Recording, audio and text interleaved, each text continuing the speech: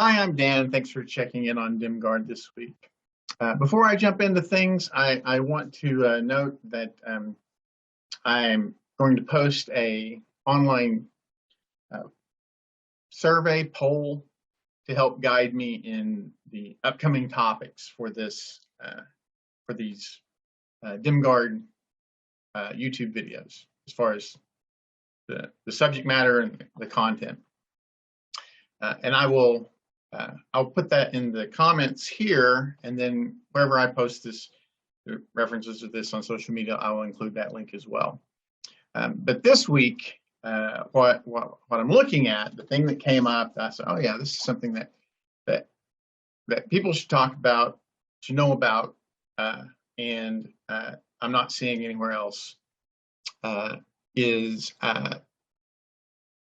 when to use or if to use theater of the mind, and when to use and if to use miniatures on a battle map. And so for me, if I'm playing in person in a room with the players, I use theater of the mind almost exclusively. And if I'm playing online, I use battle maps almost exclusively, not tokens on battle map. So the first thing I need to make sure that we are on the same page about is we need to talk about what theater of the mind is, right? So everyone who's played D&D is familiar with tokens on the battle map. Even if you're not playing D&D, if you're just a casual observer and you're in a like watching something streamed and they're using a platform, they're probably using tokens on a battle map. And if you are at a local game shop, they've probably spread out a battle map and have miniatures on that battle map. And so, but you may not be familiar with, like, you probably, if you're involved in D&D, you've probably heard the term theater of the mind. Like, well, what exactly is theater of the mind?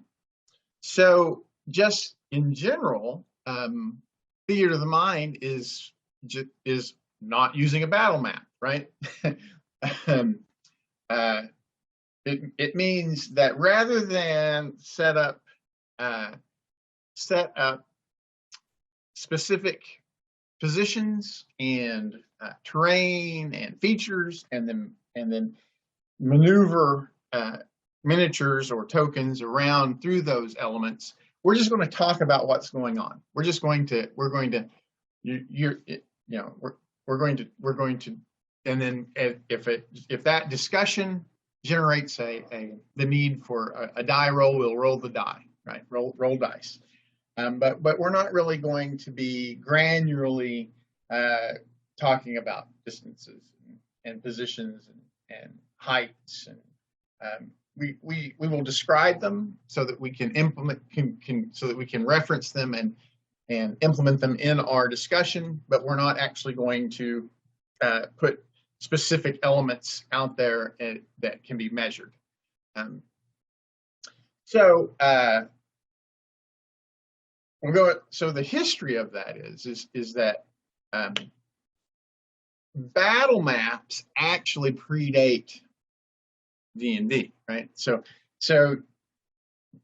the battle maps go back to, I don't know, at least tens of years, maybe hundreds of years, when people would initially, strategists would set up terrain that reflected an anticipated battle. They would have representation of the actual military units that would be engaged in that. And so it was a military planning session. It's like, okay, we're going to be engaging enemies in this terrain with these units, and this is from. But then from that actual military strategy, games evolved, right? So it's like, well, let's replay the Alamo, right? Let's replay Waterloo, right? So you would have people who would reconstruct the terrain on tabletops, using full featured terrain, and then they would use miniatures, usually made of pewter, sometimes made of painted lead. Back that was known to be a hazard. And so you hear references to lead soldiers and tin soldiers.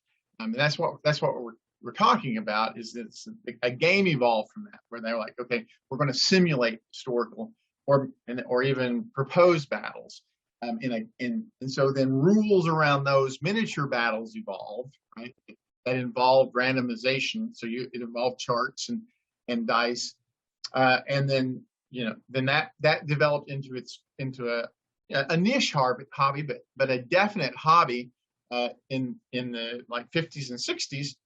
And then Aronson and Gygax said, you know what? Rather than focus on the strategic tactical battle, let's build a story around like one particular hero who's engaged in these battles, and we will move that hero from one battle to the other, and so then that you evolve this idea of heroes. And then the big leap as far as role-playing games goes is said, we really don't need the battle for that, right? Like we can just tell the story of these heroes. Like we don't need the actual miniatures in terrain to tell that story, right? We can tell about the fight he had in the bar and the elements beyond the battlefield, and then using that idea. The next big leap is like, oh, you know what? Using this same sort of methodology to describe combat that we were using for miniatures in terrain, we can take a look at fantasy fiction like The Hobbit or Fafhrd and Grey Mouser, and we can create our own stories about heroes who go into dungeons and fight monsters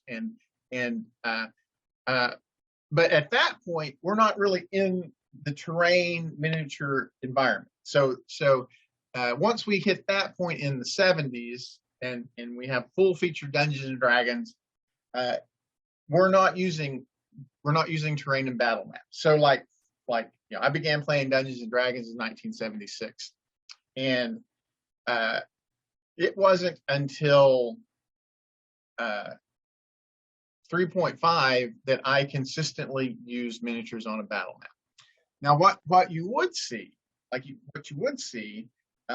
you would see a DM who would set the scene with a dry erase map. So this is what the area looks like, right? And these are what. And if you were a really dedicated DM, if you like painting miniatures, so you would say, and these are what the creatures you look like are.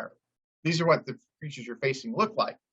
But you almost never, like in the course of D&D battle, move the miniatures around on those battle maps, right? So you set the scene and you said, well, I'm going to go over here and shoot my bow, or I'm going to run up and engage in melee. But you weren't actually moving miniatures around on the battle maps to do that. It was all a matter of conversation. And then 3.5 comes along, and so what 3.5 did, like in particular Wizards of the Coast, was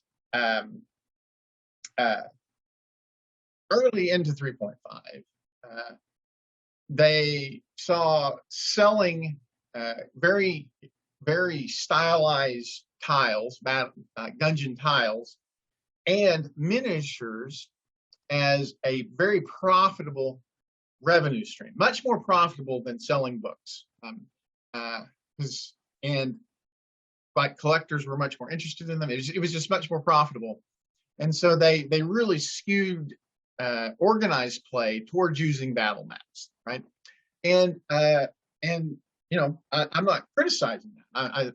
That is just what happened. I embraced that like many players at that time. And it really did transform the game of Dungeons and Dragons.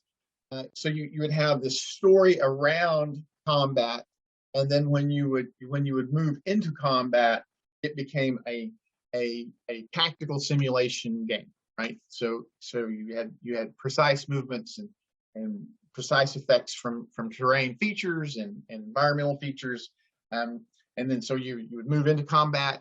and enjoy this tactical simulation game, and then you withdraw from combat and go back to your story building elements, like in world building. So you had this movement in and out of that, and that was so profitable that and there are things that I do take exception with when it comes to 4th edition, because so in the marketing of 4th edition, Wizards of the Coast asserted that had always been the case, that there was that theater of mind was just a fringe element that the people who really played Dungeons and Dragons that they saw that the important element was the battle map with miniatures, and 4th edition is just very much like if you look at the adventure, the non battle map part of it, they are like 4th edition is just clearly designed as a system to set up miniatures on a battle map. Yeah, and that was part of the reason that for people who came from a pretty deep role-playing tradition like myself, there was a very negative reaction towards 4th edition. It just screwed heavily away from what we really truly enjoyed. I mean, I enjoyed the combat, the tactical elements of 3.5, and you could even say that I excelled in them. But it was not the real joy of Dungeons and Dragons for me. The real joy of Dungeons and Dragons for me was the role playing and the story building, the world building. And so with 5th edition, they, like Wizards of the Coast, to their great credit, pulled back and said, yeah, it is equally valid to use theater of the mind or miniatures on a battle map to manage combat. So that's where we are now as far as that goes. So the question then becomes, why use battle maps? So firstly, there is now a large body, like maybe even a majority of the players, who have never really experienced theater of the mind, at least not done well, at least not done by players who are legitimately capable of it and can really use conversation to build the scene sufficiently to realize it in the imagination. Like the battle map 100% much more efficiently and immediately conveys the scene of battle, right? Like one look at a battle map and you see the terrain features, you see the position, you see the combatants who are involved if you're using truly reflective miniatures. And then, in theater of the mind, that is much fuzzier, right? Like it's much fuzzier. And most of the current players, particularly, and certainly those who have come into D&D within the past 15 years, they are just not adept at theater of the mind. It's not a skill that they've ever cultivated, ever felt the desire to cultivate, let alone a need to cultivate. So using a battle map is kind of become a standard. And if you want your game to be smoothly, if you're not interested in having to realign people's expectations and their method of approaching the game, then you should use a battle map, right? Like that is going to be because people who are used to theater of the mind, people who prefer theater of the mind, they're going to have no problem adjusting to a battle map, right? But the converse is not true, right? Like it is if someone is wholly used to using a battle map, the shift to theater of the mind is a big transition for them. And then when it comes to online play, the tool set you use there, like Roll20 or Fantasy Grounds, or whatever it is you're using for online play, that 100% is designed to use tokens on a battlemat, right? Like there may be out there some platforms that eschew battle maps. I guess, you know, if you're just using like pure Discord, that becomes complicated to implement a battle map. I think, I don't know. There could be even Discord approaches that I'm not familiar with to use tokens on a battle map. But in general, online play, it is highly expected you're going to be using tokens on a battle map. That is just the not like it. That's like if players show up at your game and you're like, well, we're not going to use tokens on a battle map. That is a very shocking thing for them. When we're playing online. And so then, given that, the question may become, the next natural question is why ever not use a battle map? Why use Theater of the Mind? And so this is what I can tell you, that play is faster, like combats, like a combat that involves moving tokens around a battle map that's going to take 25 minutes, right? So a really involved, detailed, like lots of interesting features and tactics. That's going to that 25 minutes is going to be shrunk down 40% to 15 minutes consistently. 15-minute battle will be resolved in 10 minutes if you're using Theater of the Mind. And I know the question, the immediate question is well, if battle maps are so much more efficient at conveying the elements that are involved in the battle, how is it that Theater of the Mind can be so much faster? So the first one is that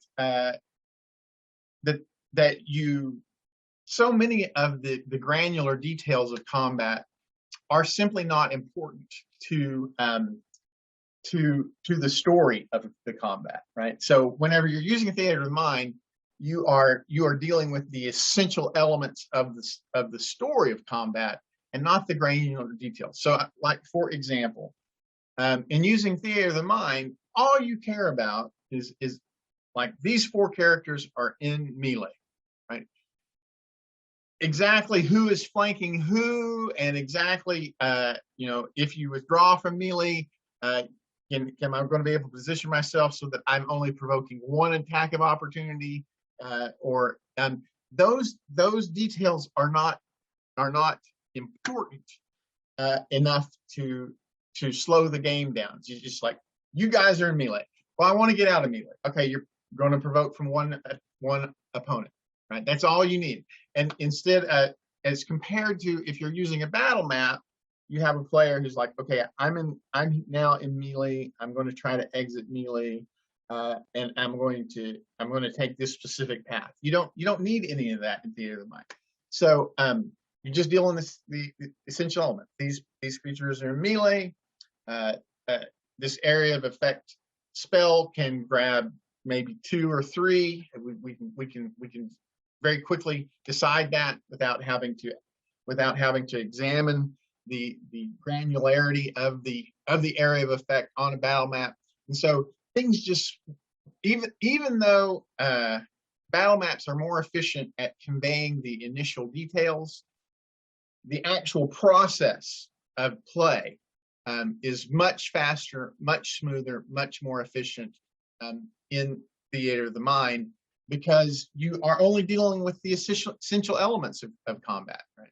In melee, using range, area effect can grab this number of opponents, maybe this number of allies as well, and you're not spending minutes focusing on the geometry of implementing those on a battle map. You are just making those decisions and discussing them and moving on. Similarly, Theater of the Mind is much more fluid. It is much more story-like. It is much more the DM and the players describing the action and the elements as they occur, not switching into a game board mode, and so because of that, you don't have these transitions. So you are, from the beginning of the session to the end of the session, you are always in story mode. We are always building the story. You don't have this world building, story building elements, and then we're going to transition to a board game, and then we're going to go back to story building, and then you don't have those disruptive transitions. You're fluid all the way through. So if you are, I know I'm not going into I know I haven't gone into the mechanics of theater of the mind. That really is something that you should seek out an experienced DM or experienced players, and have them show you that in person. That's really something that has to be demonstrated, and trying to describe it is highly inefficient and really ill-suited for a video. Maybe I could make a video of like one of my live sessions to show what I'm talking about whenever I talk about it. But that's a story for another time. I've taken up enough of your time this time around. If you have divergent opinions about anything that I've gone through here, talking about battle maps or theater of the mind, if you've had a different experience that is contrary to what I have conveyed, I would be very interested to hear that. Comments are always available. I reply to almost all of them, read all of them. I am, like I closed with all of these, I'm active on many social media channels, and I'm easy to find there. Don't hesitate to engage me there. And then also, if you have confirmation of my position, that's reassuring. So yeah, I've taken up enough of your time this week. I appreciate your attention. If you found this video useful, please hit the like button. It definitely helps the algorithm to get it seen by more. As do retweets or sharing on Facebook. I'm